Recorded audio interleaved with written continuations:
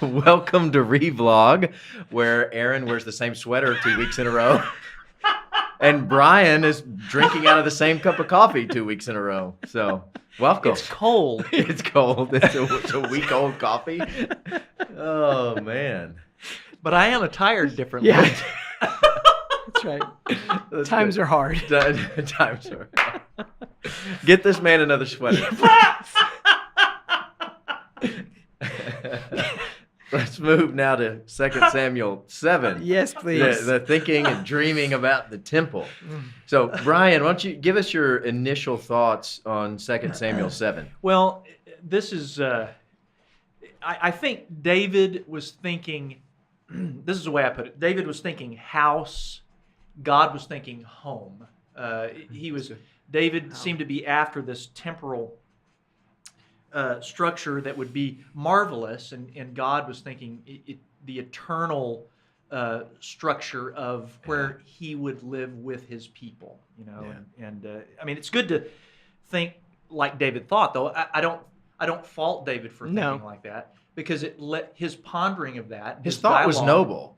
And it led to a larger revelation. That's right. You know, with God. It sort of like Mary pondering these things in her heart. Yeah. You know, it led to some deeper understanding. That's good. That's good. Yeah. Aaron, your thoughts? That Brian's been reading my notes. Don't appreciate that. There's no picture. It didn't happen. I mean, there's no proof. So what I read here was David's reaction to this word that was given to Nathan, and so word to David from God. It's, who am I that you would talk to me?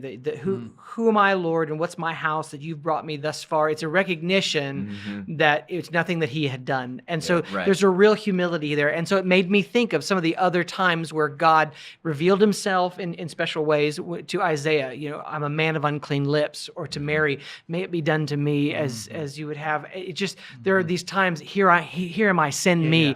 That it's when God reveals himself, that idea that we recognize our insufficiency, and we it's wise for us to go, I probably should take a step back, and in the light of your goodness and your bigness. That's good. Amen.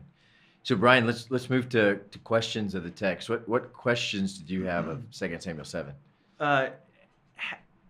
How long has it been since I've approached God with a genuine sense of wonder? Oh, that's good. And that's what I see operative in David. At that moment, it seemed like David seemed to realize that God had indeed never lost track of him. And he didn't need to make his mark in the world for God to pay attention, because he was already paying attention. Do I understand that about God regarding myself? I'm striving to do what exactly? Get God's attention? Yeah, and I think that's a good point, because I think many come to God and come to church dreaming that they must do some grand gesture for God to be recognized and validated, and God just wants the relationship. That's right, and it's very bound up with how we view ourselves, and it may be bound up with some pain. Yeah, I mean, that's right. That's good. I'm with you, Bryan. I think that's really right along with where I'm thinking, is that first verse. It says that David got rest from the battlefield. He got some rest. And so my question is rest required for revelation? Oh, that's good. That is really good. Is that in order for God to have this conversation with him, David needed a clear head. And he was about the business of being a king. He was about the business of protecting God's people. He was about the business of all these things. But it says very clearly in that first verse, he got rest. And then from there, this conversation, this desire to do something for God, and then this conversation back and forth, we can't do that if we're so clouded. Brilliant. That is brilliant. Man, y'all are on it today. Y'all are on it today. And it's the week-old coffee. It's the week-old coffee.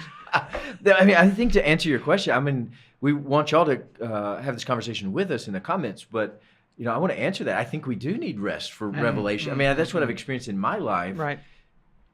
The rest of the time, life seems to be hectic and I don't listen well. Yes. And maybe that's just me. I don't listen well when things are hectic, but in rest, I can stop and listen for the Lord, and right on. We find great truth in that. So yeah, good.